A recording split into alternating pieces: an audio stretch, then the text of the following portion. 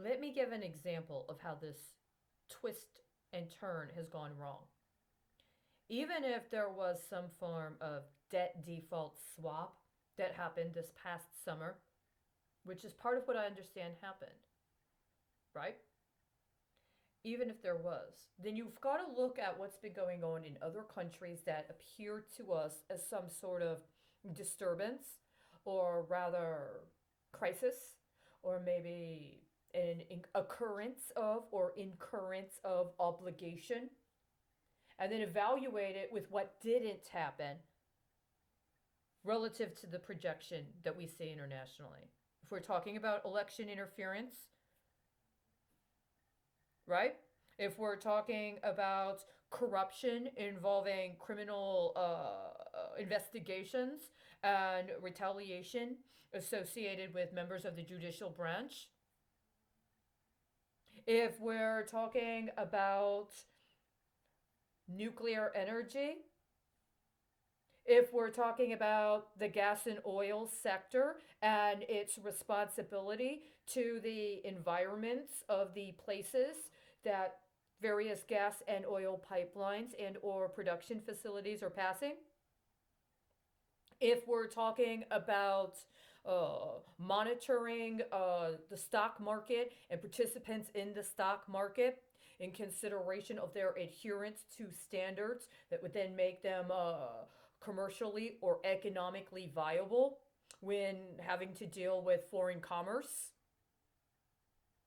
These are things that have all been materializing in very significant galvanizing ways in other parts of the world that are an accrual of a refusal for the United States to deal with them comparably. So, what have we been focused on instead? What has been the major topic for the last 10 to 12 years? Healthcare. And what has been the major focus of healthcare? Prescription medications and access to prescription medications. And what are we now in the course of doing when it has to deal with food access, for instance, and relationship between food access and healthcare or wellness? Farm Act, legalization of hemp, growing of marijuana. Election interference was rampant in the last election, not one contestation of any state referendum regarding the legalization or normalization of marijuana. CBD oil as a derivative of what used to be considered a dangerous drug. Meanwhile, what is actually happening when it comes to talking about directed energy weapons? What about the environmental or the biological impacts of radio frequency? What about our protective action guidelines, even from the Environmental Protection Agency, regarding exposure to a radiological incident? What about our actual nuclear facilities and dealing with disposal of depleted uranium rods and other kinds of fuel sources that are no longer viable for that specific facility? What about the actual structural integrity of the actual nuclear facility itself? We have not attended to those needs. And instead of having healthcare that's responding appropriately to prenatal health care or preventative health care, including preventative health care having to do with, for instance, sexually transmitted diseases, and or preventative health care that has to do with creating access to opportunities as opposed to normalizing convenience in engaging in hyper or overconsumption of materials and or stimulants or depressives that alter our consciousness and our state of mind, as opposed to actually responding to what the illness is. And then what happens when it comes to addressing patents or copyrights connected to technology that has been developed as a result of research and development using actual biological materials and or the intangible or intellectual property of individuals that have been used in processes of human subject experimentation with or without their actual informed consent, and how that translates into the actual alleged biomed products that are being promoted as epitomized by something like a mask. And an understanding that for years, that when there was a training concerning an emergency preparedness paradigm associated with a response to a biological attack and or a pandemic, that there was a particular kind of mask that had already been approved and that had already been stockpiled around the country, that each state was responsible for compiling their own emergency preparedness plan as part of the competitive marketplace.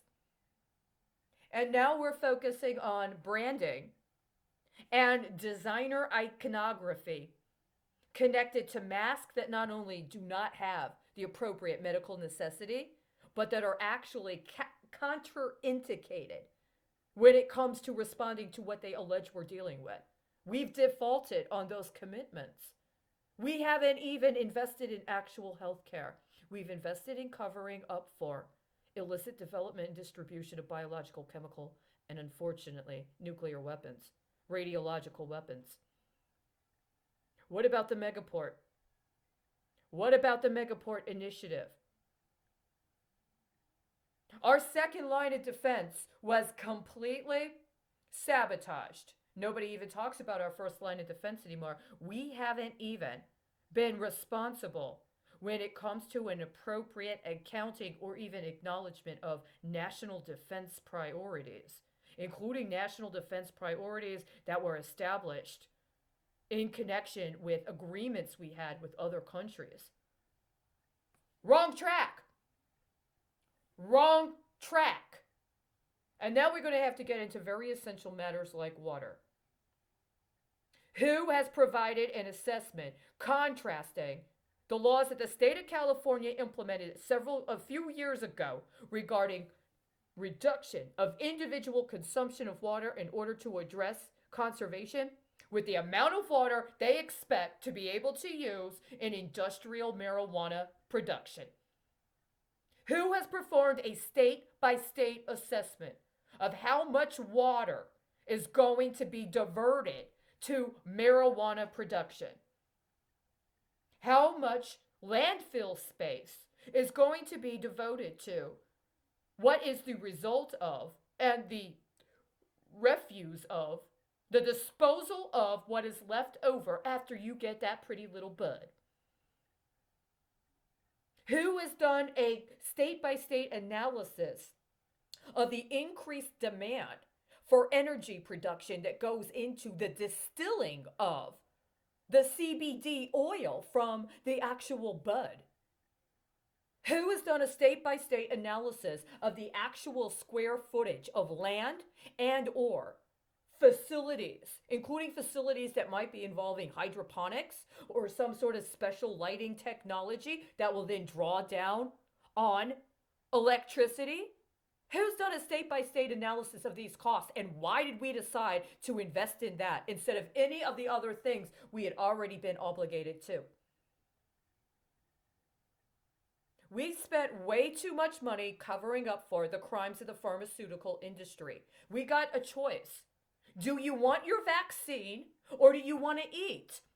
Because pot and marijuana and legal marijuana doesn't even factor in to either of those competing paradigms. Our economy is at a complete crisis with itself. We're not addressing things realistically. You can't have both a cover-up of a biological attack that is masquerading, mandated microchipping of people as a vaccine, and enough food to eat to fulfill your munches after you grow all that marijuana they just legalized. It's just not possible. And in the meantime, who's going to get killed for what?